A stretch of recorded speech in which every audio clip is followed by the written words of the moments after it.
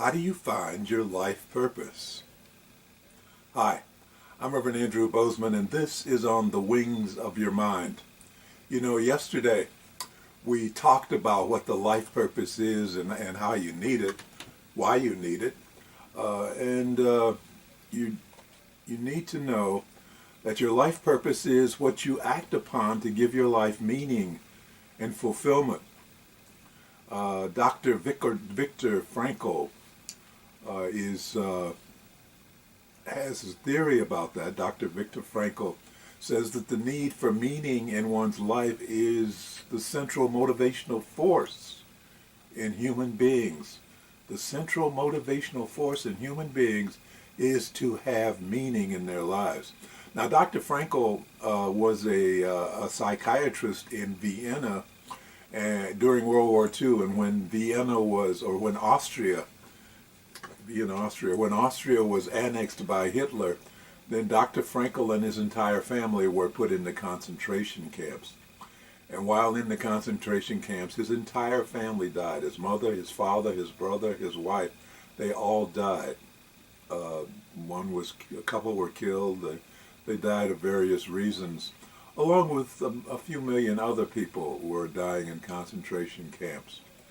But he survived, and when he got out, when he was released from the concentration camps, he began to try to analyze what was the reason that some people survived and others didn't. And his conclusion was that those who had a purpose in life, a life purpose, who had a reason for living, those people were the ones who survived. If their life had meaning, if they had some meaning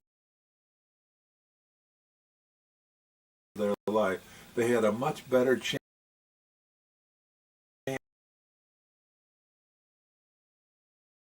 of surviving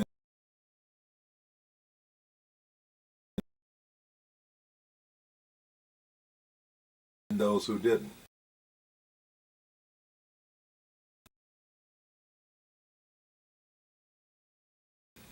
So his theory was also, or is now also, supported by scientific research, which shows those purpose life, the meaning, have a much health life. They likely not have those who not have. Those who had meaning, those who had a life purpose, were much healthier than those who did not. Those who were actually adrift in their lives. There was nothing. I guess those who had purpose had a reason for living, whereas those who didn't have a purpose didn't have that driving need or justification to stay alive. So having meaning in your life, having a purpose, is essential for happiness and fulfillment in your life. So now that we know what life purpose does for you, means to you, how do you find it? Well, as yesterday I pointed out, Dr. Jill Sudi, who is the contributing editor for the Greater Good magazine, gave us 7 ways to find your purpose in life. And so we're going to expand upon those today. So let's get started. Number 1, identify the things you care about. 2, reflect on what matters most. 3, recognize your strengths and talents. 4, try volunteering. Imagine your best possible self. 6, cultivate positive emotions like gratitude and awe. And 7, look to people that you admire. Okay, that's what we're going to explore today. So please click on your thumbs up button, and if you haven't already done so, please choose to subscribe to my programs. Remember, I look forward to your questions, your suggestions, your thoughts. So please use the chat box on the right side of the screen for that, or you can use the comment section below the video. And the thumbs up is below the video. And if you want to subscribe, it's the logo on the lower right-hand corner. Okay. So, number 1, in expanding on how to find your purpose in life. Identify the things you care about. You know, you're not starting in a vacuum here. You already have strong hints of what your purpose is by the things you care deeply about. I remember when I was younger, I used to feel a deep urge to help people who were less fortunate than I was. And I could see where they needed the help. So it was something that I was doing automatically. It wasn't something that I was supposed to do. It wasn't something I did to make money. It was who I was and what I was driven to do. Is there something you feel deeply about that you need to do? If so, that's a sign. That's a sign that there's something in your life that has to do with life purpose. By the way, while you're doing this, one thing to drop, get it out of the picture, is the concern about how is he going to make money. That's not the initial issue. The issue is to find your life purpose. Making money is secondary. Okay, you'll come to that later. But let's first of all find your life purpose. And so, what is it that gives your life meaning? What is it that you really, really feel strongly about? That is the key. And I would like to remind you at this point that there is a statement that was attributed to Dr. Joseph Campbell, the author and the teacher in mythological studies, who said, "Follow your bliss and the money will follow your bliss and the money will follow." Well, actually, that's an oversimplification. What he actually said was follow your bliss. If you do follow your bliss, you put yourself on a kind of track that has been there all the while waiting for you. And the life you ought to be living is the one you will be living. When you can see that, you begin to meet people who are in the field, in that field of your bliss. And they open doors for you. I say follow your bliss and don't be afraid. And doors will open where you didn't know they were going to be. If you follow your bliss, doors will open for you that wouldn't have opened for anybody else. Follow your bliss. So what is it? What is it that moves you deeply, that you care about? That's number one. Number two, reflect on what matters most. Now, there are lots of things we care about, so the process involves prioritizing those things. Prioritizing. They're not all equally important. So narrowing it down to the most important things gives you a head start on finding some clarity about who and what you really are, and begins to give you a notion of what your life purpose can be, or at least what you might want to try. You might want to try it to see if you resonate with it. So, what is most important? Get the most important things first. Number three, recognize your strengths and talents. What are you good at? We all have things that we feel an affinity for. We all have things that we think we have some talent for, even if nobody else recognizes it or even knows about it. So try and get clear on what you have in your toolkit. It helps to ask people who know you, what do you think I'm good at?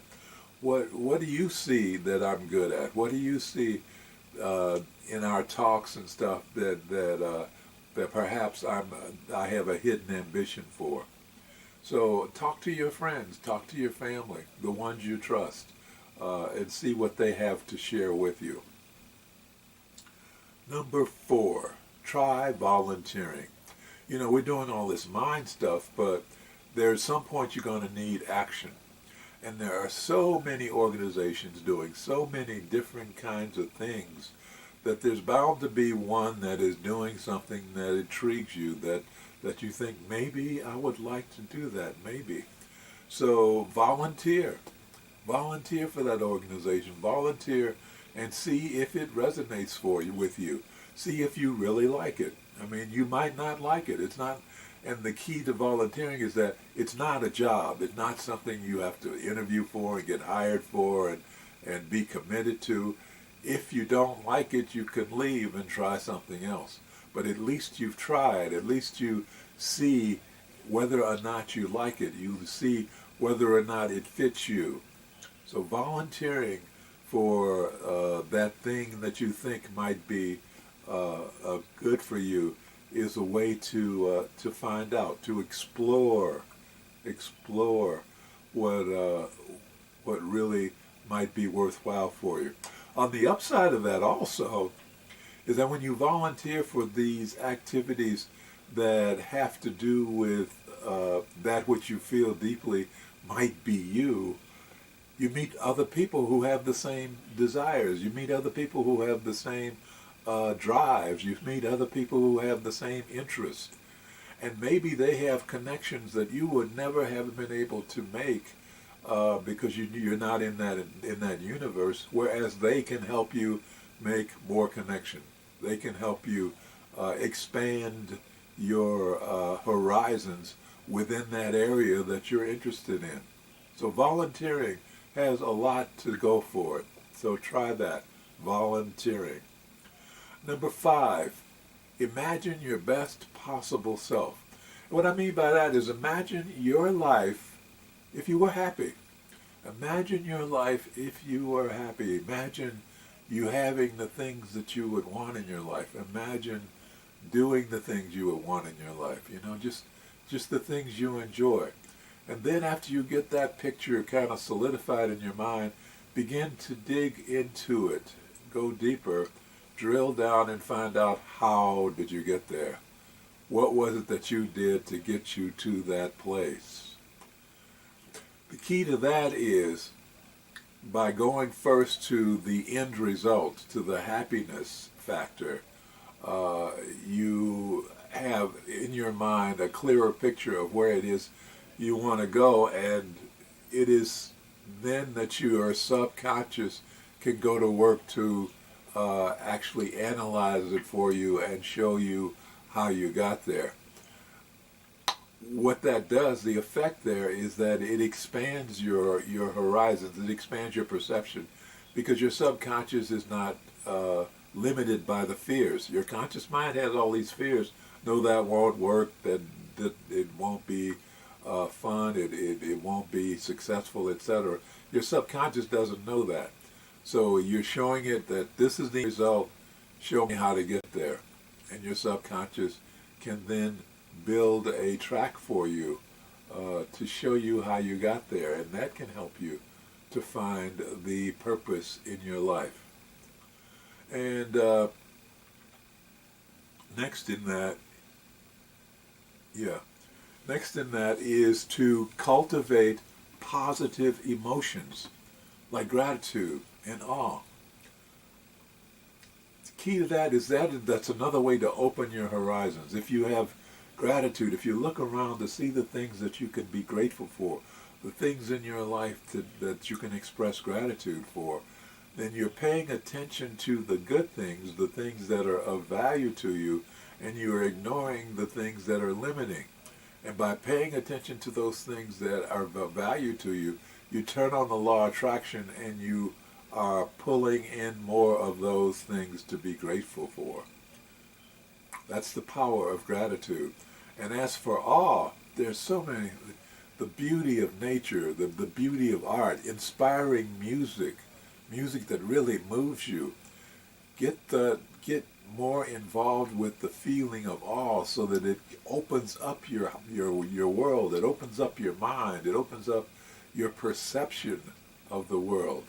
Because that's what you want to do. You want to open up your perception of the world so that you are not limiting yourself with your conscious fears about what it is you can or cannot do. Because there's so much more than you can do than you actually believe. So the goal is to open yourself up and to see something more than the narrow confines of your present life. Open up, express gratitude, feel awe when you experience the beauty of nature or music or art, etc. And finally, number 7, look to the people you admire. Now, sometimes studying the people we admire most in life can give us a clue as to how we might want to get involved in making our life and our world a better place. But don't just look at their life now. Don't just look at their achievements now. When you find somebody that you really admire, then study them. Go back. Go back into their lives. Go back into their younger lives and see where they started from. See what they had to go through to get to where they are. You might find that you have a lot more in common with these people than you think you do. Rather than being intimidated by them up there, look at them when they were down here with the rest of us to see what they went through to get to where they are. And that will give you some clues as to how you too can get there, how you too can begin to express and experience that life purpose that you so want to have for meaning and fulfillment in your life. So that's how you find it.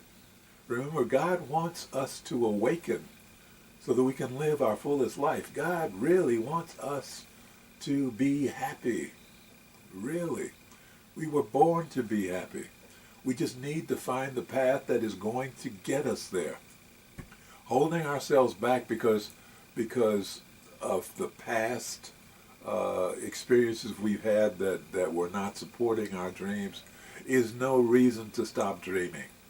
But now, keep dreaming. But now as you dream, do it by following the steps that I have outlined above to help support your dreams, to help strengthen your dreams, to help get you to the fulfillment of those dreams and the fulfillment of the meaning in your life that you really need. Remember, we are individualized expressions of infinite intelligence. We are spiritual beings having a human experience, but we have forgotten who we really are. So remember who you are. Remember that you came here for a purpose. Our lives are an important part of the tapestry of life here on this planet. We are not insignificant. We have a reason for being. We have a place. We just need to figure out where that place is. We need to figure out what our purpose is, and we need to figure out what brings us that special sense of fulfillment. And once we figure that out, hey, we're home free. Well, pretty much so. Remember, there are always ups and downs. So even when you're on your right, perfect path, there are going to be those moments where you are in the dumps. That's just part of life. But the highs can be so much higher when your life has meaning. Let's close with prayer. Thank you, Infinite Intelligence, for bringing all of us together in this life so we may become spiritual warriors and join in the work we have come here to do. Thank you, Infinite Intelligence, for bringing us into this space of awareness and a deeper understanding of ourselves and our relationship to life and infinite intelligence. Thank you for showing us who we really are. We open our minds and hearts to the truth of our being. We are the children of God. We are individualized expressions of infinite intelligence. And because we are part of the greater whole, we are beginning to understand our value to the continuity of life on this planet. As we become channels of your power, infinite intelligence, we can feel your presence within ourselves and within our lives more and more. We know that as we feel your presence within our lives every day, we will rise, because we are no longer cut off from you by being immersed in the darkness of fear, anger, and the pain of unforgiveness. So we are now restoring our connection through the grace of forgiveness, knowing that as we learn to forgive ourselves for the pain we have caused to ourselves, and as we learn to forgive those who have inflicted pain upon us, our connections will grow stronger, and our lives will grow happier and healthier and more prosperous. And for this, we are truly grateful. As above, so below. As within, so without. And so it is. Amen. And so, find your life purpose. That is what's going to give you fulfillment and meaning and probably a much better road to prosperity. You know, they go hand in hand. If you're feeling good about your life, you're feeling good about what you're doing, you're going to attract good things in your life, and one of those good things you can attract is your prosperity. So, please remember to click on the thumbs up button below, and if you haven't already done so, please choose to subscribe. And remember, I'd love to hear from you, your notes, your questions, your thoughts, your suggestions, your life experiences. Please don't hesitate to share them. You can do so by using the comments section below the video. So in the meantime, I look forward to seeing you again. My name is Reverend Andrew Bozeman, and this is on The Wings of Your Mind.